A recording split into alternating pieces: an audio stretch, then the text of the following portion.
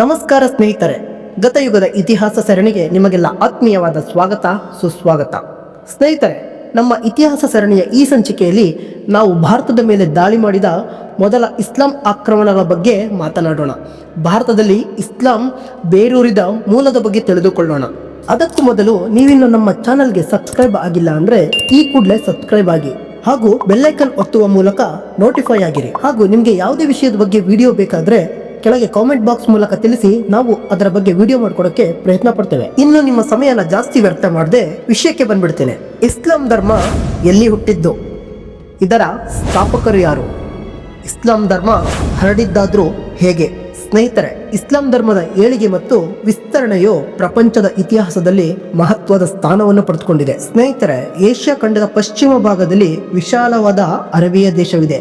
ಈ ದೇಶವು ಸಂಪೂರ್ಣವಾದ ಮರಳುಗಾಡು ಮತ್ತು ಕಲ್ಲು ಬಂಡೆಗಳಿಂದ ತುಂಬಿಕೊಂಡಿದೆ. ಎಲ್ಲೋ ಅಲ್ಪ ಸ್ವಲ್ಪ ಫಲವತ್ತಾದ ಭೂಮಿ ಕಂಡುಬರುತ್ತೆ. ಇಂತಹ ಒಂದು ವಿಶಾಲವಾದ ಉಪಯೋಗಕ್ಕೆ ಬಾರದ ಈ ಭೂಮಿಯು ಪಶ್ಚಿಮ ಸಮುದ್ರಕ್ಕೆ ವಿಶಾಲವಾಗಿ ಚಾಚಿಕೊಂಡಿದೆ. ಈ ಅರೇಬಿಯಾ ದೇಶದ ಪಶ್ಚಿಮ ಸಮುದ್ರ ತೀರಕ್ಕೆ ಕೆಲವೇ ಮೈಲಿಗಳ ದೂರದಲ್ಲಿ ಪವಿತ್ರವಾದ ಮೆಕ್ಕಾ ನಗರವಿದೆ. ಕ್ರಿಸ್ತ ಶಕ 570ರಲ್ಲಿ ಏಕದೇವತಾ ಧರ್ಮವನ್ನು ಬೋಧಿಸಿ ಜನರಲ್ಲಿ ಜಾಗೃತಿ ಮತ್ತು ಅಮಿತೋತ್ಸವವನ್ನು ತಂದ ಪ್ರವಾದಿ ಮಹಮ್ಮದ್ ಪೈಗಂಬರರು ಈ ನಗರದಲ್ಲಿ ಜನಿಸಿದರು. ಮಹಮ್ಮದ್ ಪೈಗಂಬರರ ತಂದೆಯ ಹೆಸರು ಅಬ್ದುಲ್ಲಾ. ಇವರು ಅರಬ್ಬರ ಕುರಿಶ್ ಪಂಗಡಕ್ಕೆ ಸೇರಿದವರಾಗಿದ್ದರು. ಈ ಮೊಹಮ್ಮದ್ ಪೈಗಂಬರರು ಬೋಧಿಸಿದ ಇಸ್ಲಾಂ ಧರ್ಮವನ್ನು ಮೊದಲು ಅರಬ್ಬರು ಅಂಗೀಕರಿಸಿದ್ರು ಹಾಗೂ ಈ ಅರಬ್ಬರು ಈ ಧರ್ಮವನ್ನು ಹರಡಲು ಪ್ರಮುಖ ಕಾರಣಕರ್ತರಾದರು. ಅರಬ್ಬರ ಪತನದೊಂದಿಗೆ ಪರ್ಷಿಯನ್ನರು, ಆನಂತರ ಟರ್ಕರು ಈ ಧರ್ಮವನ್ನು ಏಷ್ಯಾದ ಧರ್ಮಗಳಲ್ಲೇ ಪ್ರಮುಖ ಧರ್ಮವಾಗಲು ಕಾರಣರಾದರು. ಪ್ರವಾದಿ ಮಹಮ್ಮದರ ನಂತರ ಅವರ ಉತ್ತರಾಧಿಕಾರಿಗಳಾಗಿ ಖಲೀಫರು ಕ್ರಿಸ್ತ ಶಕ 632ರಿಂದ ಇಸ್ಲಾಂ ನಂಬಿದವರಿಗೆ ಮಾರ್ಗದರ್ಶಕರಾದರು.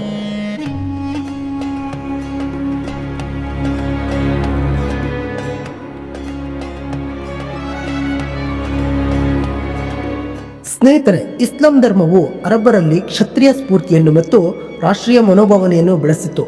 ಹೀಗೆ ಸ್ಫೂರ್ತಿಗೊಂಡ ಮುಸ್ಲಿಂ ದಂಡು ತಮ್ಮ ಸಮುದಾಯದ ಧರ್ಮವನ್ನು ಹರಡಲು ಎಲ್ಲ ದಿಕ್ಕುಗಳಿಗೂ ಹೊರಟರು. ಈ ಸೈನಿಕ ಆಕ್ರಮಣಗಳಿಂದಾಗಿ ಇರಾನ್ ದೇಶದಿಂದ ಹಿಡಿದು ಸ್ಪೇನ್ ದೇಶದವರೆಗೆ ಅನೇಕ ರಾಷ್ಟ್ರಗಳ ಮೇಲೆ ಇಸ್ಲಾಂ ಪತಾಕೆ ಹಾರಲಾರಂಭಿಸಿತು. ಇಸ್ಲಾಂನ ಮೊದಲ 4 ಖಲೀಫರಾದ ಅಬೂಬಕರ್, ಉಮರ್, ಉಸ್ಮಾನ್ ಮತ್ತು ಅಲಿಯವರ ಕಾಲದಲ್ಲಿ ವಿಶ್ವದಾದ್ಯಂತ ವಿಸ್ತಾರಗೊಂಡಿತು. ಹೀಗೆ ಪ್ರಬಲಗೊಂಡ ಮುಸ್ಲಿಮರಿಂದಾಗಿ ಸಸ್ಸಾನಿಡ್ ಸಾಮ್ರಾಜ್ಯ ಮತ್ತು ಬೈಜಾಂಟಿಯನ್ ಸಾಮ್ರಾಜ್ಯಗಳು ಅವನತಿಗೊಂಡವು. ಸರ್ ಗಿಬ್ಬನ್ ರವರು ಅಭಿಪ್ರಾಯ ಪಡುವಂತೆ ಹಿಜರತ್ ಕಾಲಮಾನದ 1ನೇ ಶತಮಾನದ ಕೊನೆಯ ವೇಳೆಯ ಖಲೀಫರು ವಿಶ್ವದ ಅತ್ಯಂತ ಶಕ್ತಿಶಾಲಿಯಾದ ಮತ್ತು ಪರಮೋಚ್ಚ ಅಧಿಕಾರವನ್ನು ಹೊಂದಿದ್ದರು ಅಂತ ಹೇಳಲಾಗುತ್ತದೆ. ಭಾರತದ ಮೇಲೆ ಇಸ್ಲಾಂ ದಾಳಿ. ಭಾರತಕ್ಕೆ ಇಸ್ಲಾಂ ಬರಲು ಕಾರಣವೇನು? ಭಾರತಕ್ಕೆ ಇಸ್ಲಾಂ ಧರ್ಮವನ್ನು ತಂದವರು ಯಾರು? ಇಸ್ಲಾಂ ಸೈನ್ಯದ ವಿರುದ್ಧ ಭಾರತದಲ್ಲಿ ಹೋರಾಡಿದವರು ಯಾರು?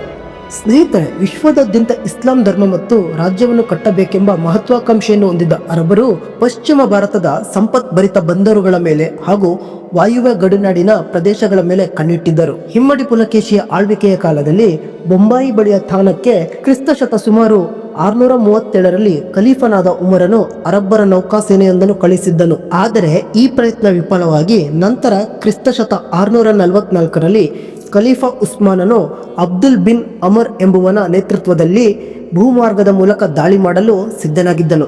ಅರಬ್ಬರು ಈ ಸೈನ್ಯದ ಮೂಲಕ ಬಲೂಚಿಸ್ತಾನವನ್ನು ಗೆದ್ದುಕೊಂಡು ಭಾರತದ ಕಡೆ ಬರತೊಡಗಿದರು. ಅವರು ಸಿಂಧ್ ಮೇಲೆ ಆಕ್ರಮಣ ಮಾಡಲು ಅನೇಕ ಕಾರಣಗಳಿದ್ದವು.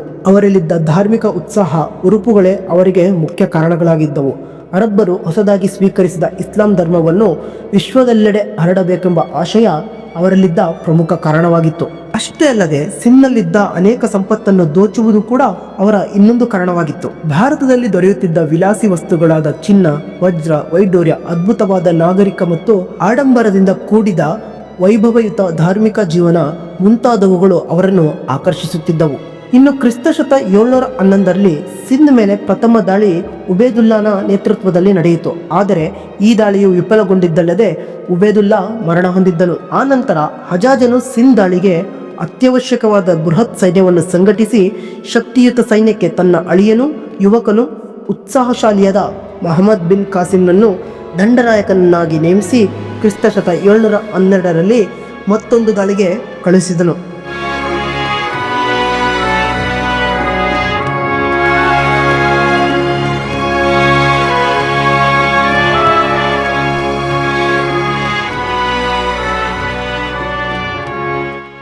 ಮಹಮ್ಮದ್ ಬಿನ್ ಕಾಸಿಮನು 6,000 ಸಿರಿಯನ್ ಕುದುರೆಗಳು, 6,000 ಒಂಟೆ ಸವಾರರು ಮತ್ತು 3,000 ಬ್ಯಾಕ್ಟ್ರಿಯನ್ ವಸ್ತುಗಳನ್ನು ಸಾಗಿಸುವ ಪ್ರಾಣಿಗಳು ಮತ್ತು 1,000 ಕಾಲ್ದಳಗಳಿಂದ ಕೂಡಿದ ಸೈನ್ಯದೊಂದಿಗೆ ಹೊರಟನು. ಅಲ್ಲಿಂದ ಹೊರಟ ಕಾಸಿಮನು ಮಕ್ರನ್ನಲ್ಲಿ 2,500 ಜನ ಪಿರಂಗಿ ದಳದವರನ್ನು ಕೂಡ ಸೇರ್ಪಡೆಗೊಳಿಸಿಕೊಂಡನು.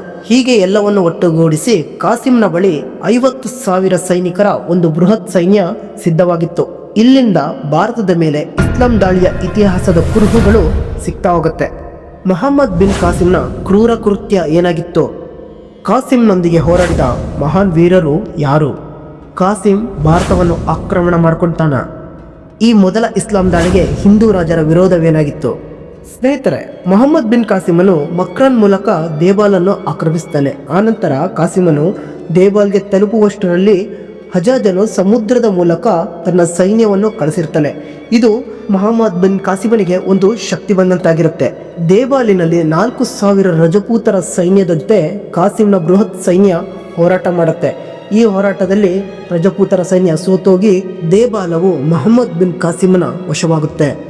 ಸ್ನೇಹಿತರೆ, ಈ ಮೊಹಮ್ಮದ್ ಬಿನ್ ಕಾಸಿಮನು ಮುಖ್ಯವಾಗಿ ಭಾರತದಲ್ಲಿ ಇಸ್ಲಾಂ ಧರ್ಮವನ್ನು ಹರಡಬೇಕಂತ ಬಂದವನು. ಆ ಕಾರಣದಿಂದ ಈತ ದೇವಾಲನ್ನು ವಶಪಡಿಸಿಕೊಂಡ ನಂತರ ಹಿಂದೂಗಳು ಮತ್ತು ಅಲ್ಲಿದ್ದ ಬೌದ್ಧರಿಗೆ ಇಸ್ಲಾಂ ಮತ ಪರಿವರ್ತನೆಗೊಳ್ಳಲು ಅವಕಾಶವನ್ನು ಕೊಡ್ತಾನೆ. ಯಾರು ಮತ ಪರಿವರ್ತನೆಗೊಳ್ಳಲು ಅವರಿಗೆಲ್ಲ ಮರಣ ದಂಡನೆ ಮತ್ತು ಗುಲಾಮನಾಗುವ ಆಯ್ಕೆಯನ್ನು ಕೊಡ್ತಾನೆ. 17 ವರ್ಷ ದಾಟಿದ ಯುವಕರನ್ನೆಲ್ಲ ಕತ್ತನ್ನು ಕೊಯ್ದು ಕೊಲ್ಲಲಾಗುತ್ತದೆ.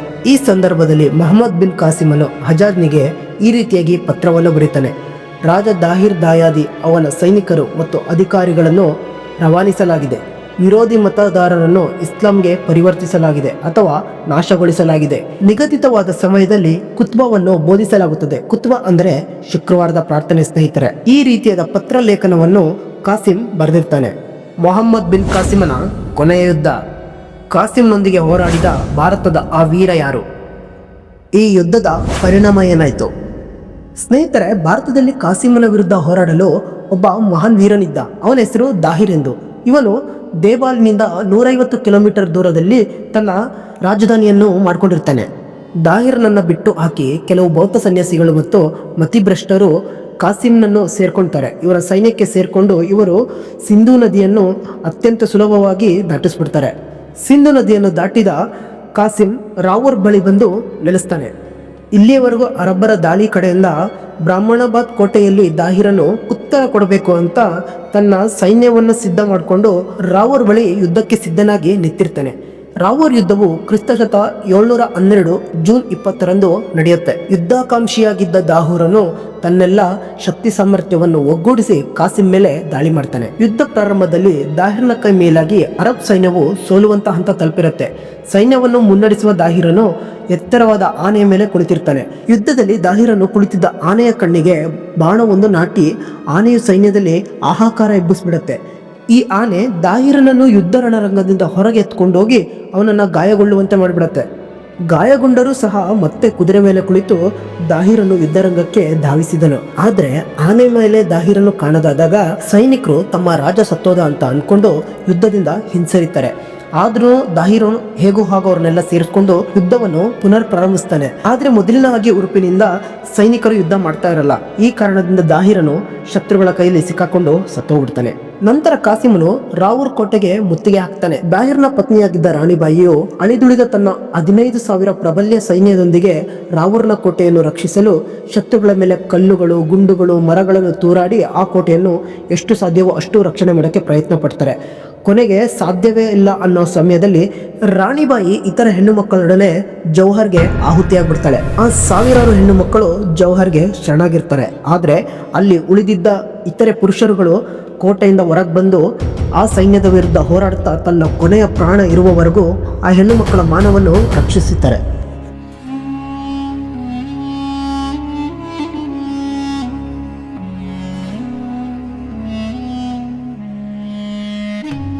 ರಾವೂರ್ ಕೋಟೆಯನ್ನು ವಶಪಡಿಸಿಕೊಂಡ ಮೊಹಮ್ಮದ್ ಕಾಸಿಮನು ಬ್ರಾಹ್ಮಣಾಬಾದ್ ಕಡೆಗೆ ಮುಂದುವರಿತಾನೆ. ಬ್ರಾಹ್ಮಣಾಬಾದ್ ಕೋಟೆಯನ್ನು ದಾಹಿರ್ನ ಮಗನಾದ ಜೈಸಿಂಗನು ಉಗ್ರವಾಗಿ ರಕ್ಷಿಸಿರ್ತಾನೆ.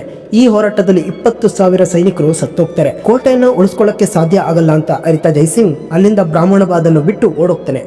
ಸ್ನೇಹಿತರೆ, ಈ ಬ್ರಾಹ್ಮಣಾಬಾದ್ನಲ್ಲೇ ಮೊಹಮ್ಮದ್ ಕಾಸಿಮನು ದಾಹಿರ್ನ ಮತ್ತೊಬ್ಬ ಪತ್ನಿಯಾದ ರಾಣಿ ಲಾಡಿ ಮತ್ತು ಅವನ 2 ಹೆಣ್ಣು ಮಕ್ಕಳಾದ ಸೂರ್ಯದೇವಿ ಮತ್ತು ಪರ್ಮಲಾದೇವಿಯನ್ನು ಸೆರೆ ಹಿಡಿತಾನೆ. ಇದಾದ ನಂತರ ಮೊಹಮ್ಮದ್ ಕಾಸಿಮನು ಆಹಾರ ಮತ್ತು ಚಿನ್ನದ ನಗರವೆಂದು ಕರೆಯಲಾಗುವ ಮುಲ್ತಾನನ್ನು ವಶಪಡಿಸಿಕೊಳ್ತಾನೆ. ಹೀಗೆ ಸಂಪೂರ್ಣ ಸಿಂಧ್ ಅನ್ನು ವಶಪಡಿಸಿಕೊಂಡ ಮೊಹಮ್ಮದ್ ಕಾಸಿಮನು ಉತ್ತರ ಭಾರತದ ಕಡೆ ದಾಳಿ ಮಾಡಬೇಕು ಅಂತ ಯೋಜನೆ ಹಾಕಿರ್ತಾನೆ. ಆದ್ರೆ ಅವನು ಉತ್ತರ ಭಾರತದ ಮೇಲೆ ದಾಳಿ ಮಾಡಬೇಕು ಅಂತ ಅನ್ಕೊಂತಿರ್ಬೇಕಾದ್ರೆ ಅವನ ಆಯಸ್ಸು ಕಡಿಮೆ ಆಗ್ತಾ ಬಂದಿತ್ತು. ಅದಕ್ಕೆ ಕಾರಣ ದಾಹಿರ್ನ ಮಕ್ಕಳಾದ ಪರ್ಮಲಾದೇವಿ ಮತ್ತು ಸೂರ್ಯದೇವಿ. ದಾಹಿರ್ನ ಹೆಣ್ಣು ಮಕ್ಕಳಿಂದ ಕಾಸಿಂನ ಮರಣವಾಯ್ತಾ. ಕಾಸಿಂನ ಸಾವು ಅದೆಷ್ಟು ಭಯಂಕರವಾಗಿತ್ತು. ಆ ಹೆಣ್ಣು ಮಕ್ಕಳು ತೀರಿಸಿಕೊಂಡ ಸೇಡು ಅದೇಗಿತ್ತು. ಆ ಹೆಣ್ಣು ಮಕ್ಕಳು ಮಾಡಿದ ಪ್ಲಾನ್ ಆದರೂ ಏನು? ಸ್ನೇಹಿತರ, ಮೊಹಮ್ಮದ್ ಬಿನ್ ಕಾಸಿಂನ ಅಂತ್ಯಕ್ಕೆ ಕಾರಣವಾದ ಪರಿಸ್ಥಿತಿಯ ಬಗ್ಗೆ ಇತಿಹಾಸಜ್ಞರಲ್ಲಿಯೇ ಅನೇಕ ಭಿನ್ನಾಭಿಪ್ರಾಯಗಳಿವೆ. ಶಹನಾಮನ ಪ್ರಕಾರ ಕಾಸಿಂನು ದಾಹಿರ್ನ ಇಬ್ಬರು ಮಕ್ಕಳಾದ ಸೂರ್ಯದೇವಿ ಮತ್ತು ಪರ್ಮಲಾದೇವಿಯನ್ನು ಕಾಣಿಕೆಯಾಗಿ ಖಲೀಫರಿಗೆ ಕಳಿಸಿಕೊಡ್ತಾನೆ. ಖಲೀಫನು ಸೂರ್ಯದೇವಿಯನ್ನು ತನ್ನ ಶಯನಾಗಾರದ ಜೊತೆಗಾತಿಯನ್ನಾಗಿ ಆಯ್ಕೆ ಮಾಡಿರ್ತಾನೆ. ಆದರೆ ಸೂರ್ಯದೇವಿಯು ತನ್ನನ್ನು ತನ್ನ ಸಹೋದರಿಯನ್ನು ಕಾಸಿಂ ಖಲೀಫನಿಗೆ ಕಾಣಿಕೆಯಾಗಿ ಕಳಿಸುವ ಮೊದಲೇ ಅಪವಿತ್ರಗೊಳಿಸಿದಾನೆಂದು ಹೇಳ್ಬಿಟ್ಟಿರ್ತಾಳೆ. ಇದರಿಂದ ಕೋಪಗೊಂಡ ಖಲೀಫನು ತನ್ನ ಸ್ವಂತ ಕೈಬರಹದಲ್ಲಿ ಕಾಸಿಂನು ತನ್ನ ಚರ್ಮದ ಚೀಲದಲ್ಲಿ ತನ್ನನ್ನು ತಾನೇ ಹೊಲಿದುಕೊಂಡು ರಾಜಧಾನಿಗೆ ಕಳುಹಿಸಬೇಕೆಂದು ಆಜ್ಞೆ ಮಾಡಿಬಿಡ್ತಾನೆ. ಕಾಸಿಮನು ಖಲೀಫರ ಆಜ್ಞೆಯನ್ನು ಪಾಲಿಸ್ತಾನೆ. ಅದರಂತೆ ಅವನು ತನ್ನದೇ ಆದ ಚರ್ಮದ ಚೀಲದಲ್ಲಿ ತನ್ನ ದೇಹದ ಪಟ್ಟಿಯನ್ನು ಹೊಲಿದುಕೊಂಡು ಡಯಾಸ್ಕಸ್ಗೆ ಕಳುಹಿಸಿಕೊಡ್ತಾನೆ. ಸೂರ್ಯದೇವಿ ಮತ್ತು ಖಲೀಫರ ಎದುರಿಗೆ ಕಾಸಿಂನ ಶರೀರ ಬಂದು ಬಿದ್ದಿರತ್ತೆ. ಇದನ್ನು ನೋಡಿ ಖಲೀಫನು ತನಗೆ ವಿಧೇಯರಾದ ಸೇವಕರ ನಿಷ್ಠೆಯ ಪ್ರತೀಕವೇ ಈ ಮೃತದೇಹವೆಂದು ಹೇಳಿ ಹೊಗಳುತ್ತಾನೆ. ಆದರೆ ಸೂರ್ಯದೇವಿಯು ತಾನು ಕಾಸಿಂನ ಮೇಲೆ ಹೊರಿಸಿದ ಆಪಾದನೆ ಸುಳ್ಳೆಂದು ಕಾಸಿಂನ ವಿರುದ್ಧ ದ್ವೇಷ ತೀರಿಸಿಕೊಳ್ಳಲು ಈ ಕಥೆ ಸೃಷ್ಟಿಸಿದ್ದಾಗಿ ಖಲೀಫರಿಗೆ ಹೇಳ್ಬಿಡ್ತಾಳೆ. ಇದರಿಂದ ಕೋಪಗೊಂಡ ಖಲೀಫರು ಇಬ್ಬರು ಸೋದರಿಯರನ್ನು ಕುದುರೆ ಬಾಲಕ್ಕೆ ಕಟ್ಟಿ ಸಾಯುವವರೆಗೂ ಎಳಿಸ್ತಾರೆ. ಈ ರೀತಿಯಾಗಿ ಭಾರತದ ಮೇಲೆ ಇಸ್ಲಾಂ ಧರ್ಮವನ್ನು ಹೇರಲು ಬಂದಿದ್ದ ಕಾಸಿಂನ ಅಂತ್ಯವನ್ನು ಈ ಹೆಣ್ಣು ಮಕ್ಕಳು ಬುದ್ಧಿಯಿಂದ ಅಂತ್ಯ ಮಾಡಿರ್ತಾರೆ. ಜೊತೆಗೆ ತಮ್ಮ ಅಂತ್ಯವನ್ನು ಜೊತೆಲೆ ಕಟ್ಕೊಂಡ್ಬಿಟ್ಟಿರ್ತಾರೆ. ಸ್ನೇಹಿತರೆ, ಭಾರತದ ಮೇಲೆ ಎಷ್ಟೋ ರಾಜ್ಯಗಳು ಎಷ್ಟೋ ಜನ ದಾಳಿ ಮಾಡಿದ್ರು ಕೂಡ ನಮ್ಮ ದೇಶದ ಸಂಸ್ಕೃತಿ ಇನ್ನೂ ಹಾಗೆ ಉಳ್ಕೊಂಡಿದೆ ಅಂದ್ರೆ ಅದಕ್ಕೆ ಇಂಥ ಕೆಲವು ವ್ಯಕ್ತಿಗಳು ಕಾರಣರಾಗಿರ್ತಾರೆ. ಸ್ನೇಹಿತರೆ, ಇದು ಭಾರತದ ಮೇಲೆ ಇಸ್ಲಾಂ ಧರ್ಮವನ್ನು ಏರಲು ಬಂದವರ ಮೂಲದ ಇತಿಹಾಸವಾಗಿತ್ತು. ಇದಾದ ನಂತರ ಇನ್ನು ಅನೇಕರು ಭಾರತದ ಮೇಲೆ ಇಸ್ಲಾಂ ಧರ್ಮವನ್ನು ಏರಲು ಬರ್ತಾನೆ ಇದ್ರು. ಅವ್ರ ಬಗ್ಗೆ ಹೇಳಬೇಕಾದ್ರೆ ಅದಕ್ಕೆ ಇನ್ನೊಂದು ಸಪ್ರೇಟ್ ವಿಡಿಯೋ ಬೇಕಾಗುತ್ತೆ. ಅದರಿಂದ ಅವ್ರ ಬಗ್ಗೆ ನೆಕ್ಸ್ಟ್ ವಿಡಿಯೋದಲ್ಲಿ ನಾನು ನಿಮಗೆ ತಿಳಿಸ್ಕೊಡ್ತೇನೆ. ಈ ನಮ್ಮ ಪ್ರಯತ್ನ ನಿಮಗೆ ಇಷ್ಟವಾಗಿದ್ದರೆ ನಮ್ಮ ಚಾನಲನ್ನು ಲೈಕ್ ಮಾಡಿ, ಶೇರ್ ಮಾಡಿ, ಸಬ್ಸ್ಕ್ರೈಬ್ ಮಾಡಿ ಹಾಗೂ ಬೆಲ್ಲೈಕನ್ ಒತ್ತುವ ಮೂಲಕ ನೋಟಿಫೈ ಆಗಿರಿ. ಯಾಕಂದರೆ ನಿಮ್ಮ ಸಪೋರ್ಟ್ ನಮಗೆ ಬಹಳ ಮುಖ್ಯ. ಮುಂದಿನ ವಿಡಿಯೋದಲ್ಲಿ ಮತ್ತೆ ಸಿಗೋಣ. ಅಲ್ಲಿವರೆಗೂ ಟೇಕ್ ಕೇರ್. ಬಾಯ್ ಬಾಯ್. ಜೈ ಹಿಂದ್, ಜೈ ಕರ್ನಾಟಕ ಮಾತೆ.